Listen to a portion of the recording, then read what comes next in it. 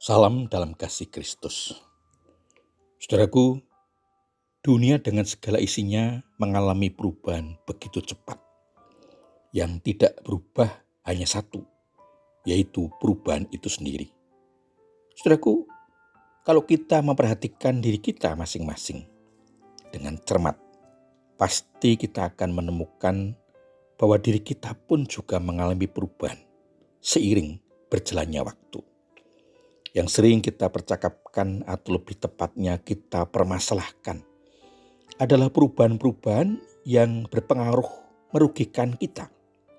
Dan setelah dibicarakan panjang lebar, kesimpulannya ternyata Tuhan juga berubah. Perubahan itu menunjukkan bahwa Tuhan tidak peduli lagi dengan kita. Apa yang kita harapkan bahkan kita cita-citakan tidak tercapai atau kita raih karena Tuhan sudah berubah. Buktinya selalu dikatakan bahwa Tuhan mengasihi orang percaya, orang yang taat dan setia kepada Tuhan. Tetapi kenyataannya orang percaya tidak berbeda dengan orang lain, mengalami kegagalan dalam studi, usaha, pekerjaan, keluarga, sehingga mengalami penderitaan, kesusahan, duka yang dalam, yang tidak berbeda dengan orang-orang yang tidak percaya kepada Tuhan. Bahkan kadang penderitaan, kesengsaraan yang dialami orang percaya lebih menyedihkan.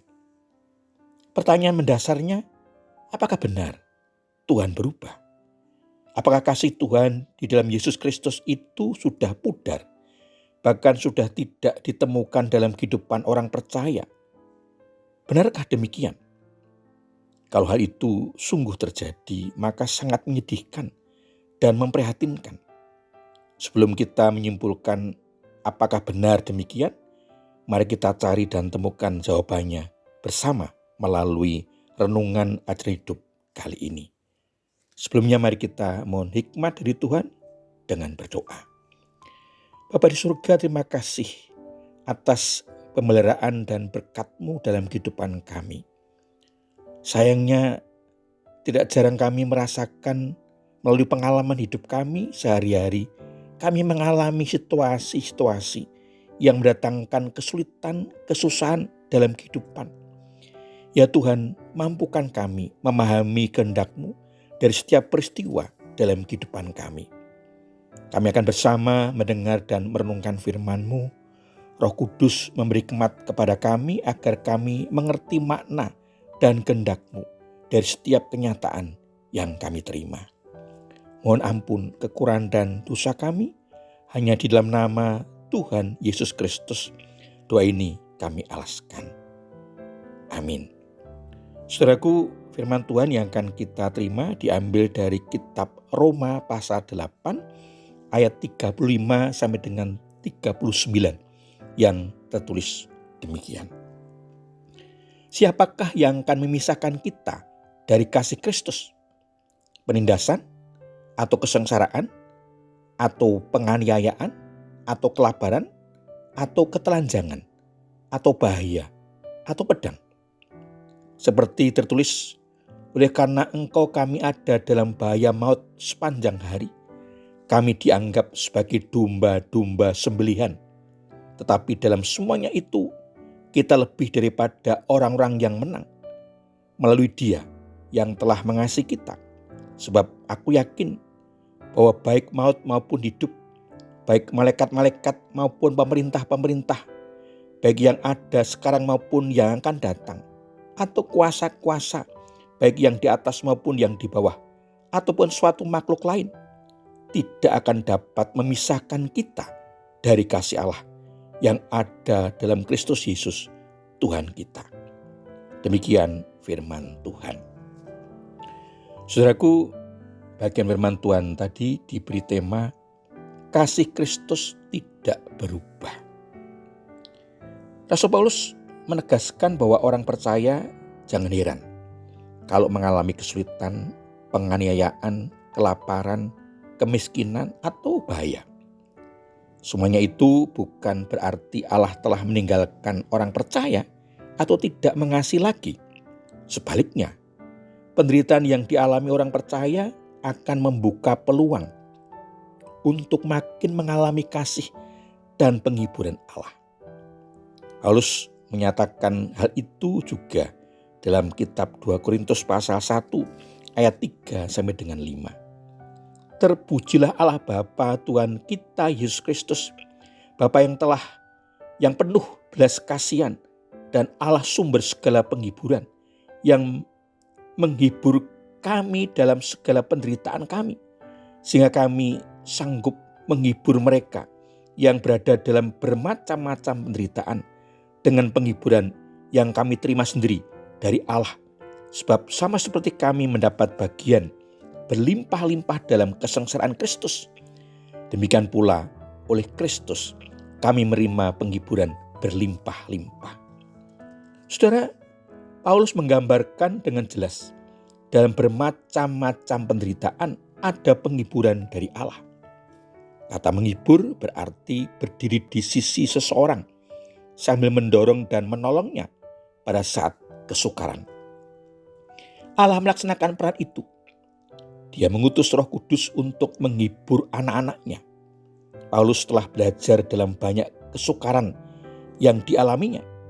Tidak ada penderitaan sekalipun sangat berat yang dapat memisahkan orang percaya dari pemeliharaan dan belas kasihan Bapa surgawi. Kadang-kadang Allah mengizinkan kesukaran menimpa kehidupan orang percaya supaya orang yang telah menerima penghiburan dapat menghibur orang lain. Paulus menekankan kehidupan orang percaya meliputi kesengsaraan maupun penghiburan dari Kristus. Kesengsaraan orang percaya belum tentu karena ketidaktaatan, tapi sering karena iblis, dunia, dan orang percaya yang palsu.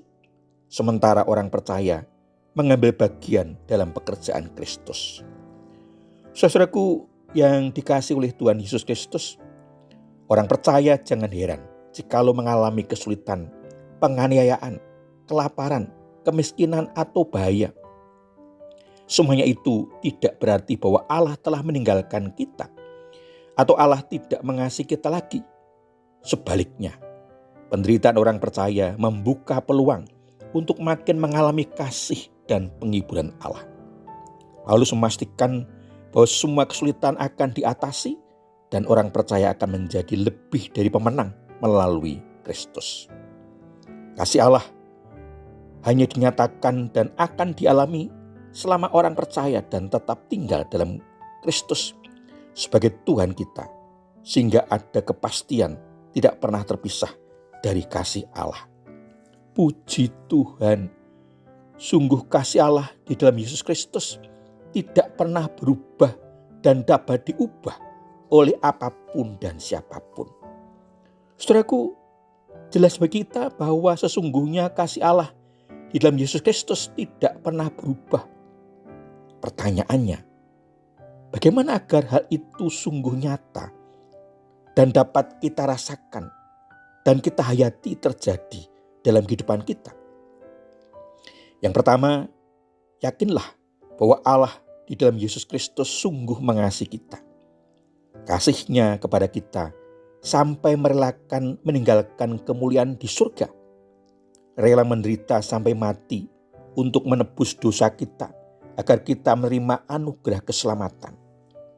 Misi Kristus ke dalam dunia agar dinyatakan rencana dan kehendak baik-Nya atas kita semua, orang-orang yang percaya dan mengandalkan Dia, sehingga pada akhirnya menerima kemuliaan di dunia dan di surga. Yang kedua, jangan takut menghadapi kesengsaraan, penderitaan, kesusahan dalam kehidupan di dunia ini.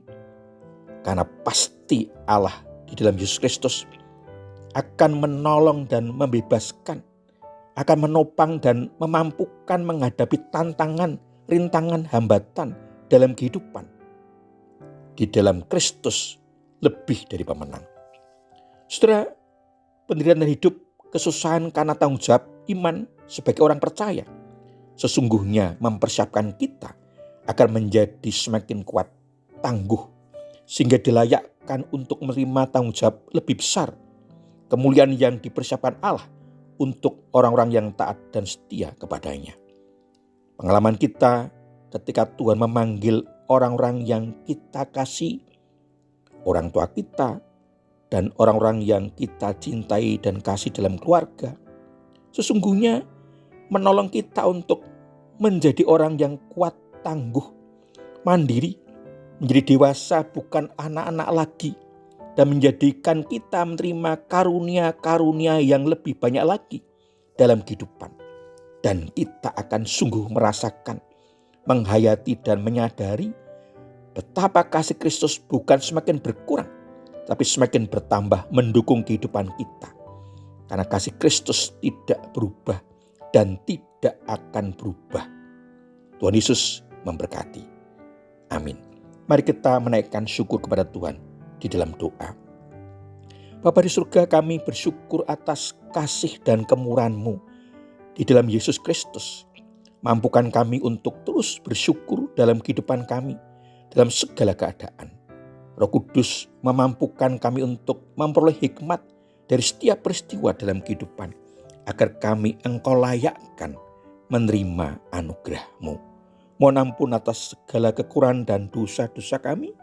Hanya di dalam nama Tuhan Yesus Kristus, doa ini kami alaskan. Amin. Saudaraku semua yang dikasihi oleh Tuhan Yesus Kristus, demikian renungan ajaran hidup. Sampai bertemu kembali dalam renungan selanjutnya. Anugerah dan kasih Allah Bapa di dalam Tuhan Yesus Kristus akan senantiasa melingkupi kehidupan saudara. Dan oleh pimpinan dan penyertaan Roh Kudus, sudah dimampukan mengatasi segala pergumulan kehidupan dan keluar menjadi pemenang. Amin.